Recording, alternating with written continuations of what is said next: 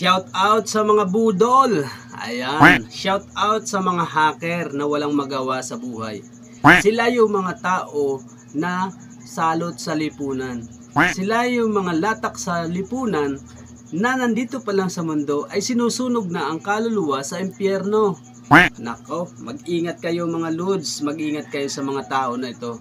Sila yung mga tao na pumupunta sa live ng mga bigatin o malalaking content creator na pag kayo po ay nag-comment, ay sasabihin, i-follow nyo ito. I-friend nyo po ito, si taong ito, at bibigyan po kayo ng malaking bahay, lupa, at maraming grocery. Wow! Diyos ko po, Rode. At saka naman, marami pa po silang i-offer sa inyo. Naku, huwag kayong maniniwala sa mga ganyan. Mag-ingat, maging aware po tayo sa mga yan. Kasi yan yung mga tao na gusto ay manghut-hut sa maraming tao. Sila yung mga tao na nagiging sakit sa ating lipunan para hindi po maging maunlad ang ating bayan. Kaya mag-ingat po kayo. Napakahirap na mabibig. At ang isa pa po, mag-ingat din po kayo sa mga pupuntahan ninyong mga live. Tulad ko, na experience ko, ano po, nung ako po ay pumunta sa isang big content creator na sikat, ako po ay nag-comment. Sabi ko, Lods, baka matulungan mo ako para po sa mga pag-alagala sa malansangan. Dahil yun po yung content ko, yung mamigay ng pagkain sa mga pag-alagala. After ng comment ko, tumawag sa akin. Siya daw po si Awit Gamer. Sabi ko, Diyos ko, salamat. Tinupad yung pangarap ko. At ayan na, tumawag na nga si Awit Gamer.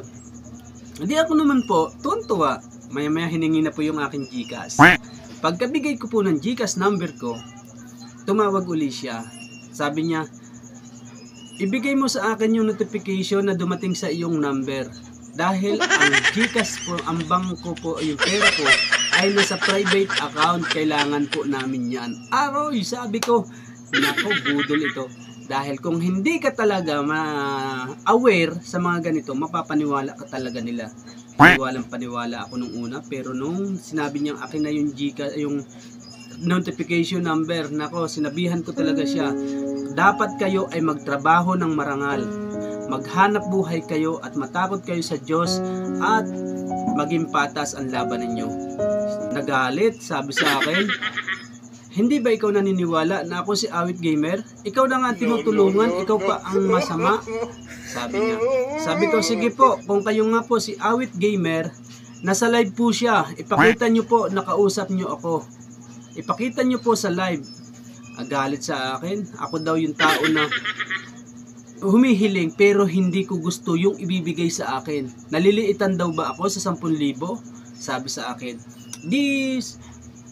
Sabi ko, budol po kayo, hindi po kayo totoo. Pinatayan po ako ng cellphone. Kaya ingat-ingat po kayo. Medyo matagal na po yun, ngayon ko lang naalala. At kaya lang nga po nabuksan ko itong usapin na ito dahil dun sa comment ko na isa ding sikat ngayon na content creator na nag-comment ako. Sabi ko, ang galing-galing at talagang iniidolo ko sila at sana maging ganyan din ako someday. At ngayon nga may nag-comment. Sabi niya, i-follow ko daw yung tao na to. At yan daw po ay namimigay ng bahay at lupa at may mga grocery na pwede kong puhunan sa aming tindahan. Ay nako, sabi ko sa inyo, mag-ingat kayo dito sa tao na ito. At yan nga yung mga tao na sinasabi na nandito pa lamang, sinusunog na ang kaluluwa sa impyerno. Kaya guys, malaking babala po para sa inyo. Kaya po ako gumawa ng video na ito. That's it for today's video, Teacher on the Line.